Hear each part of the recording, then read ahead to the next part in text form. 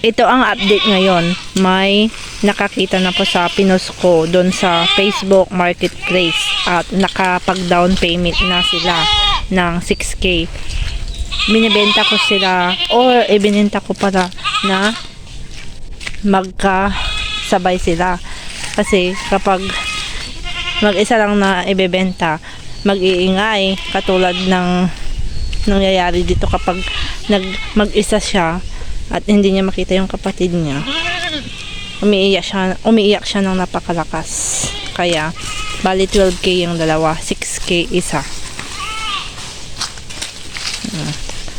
At yung mapagbebentahan ay ibibili namin ng bulog na panglahi doon sa inahin na dalawa na yun para iwas inbreeding po.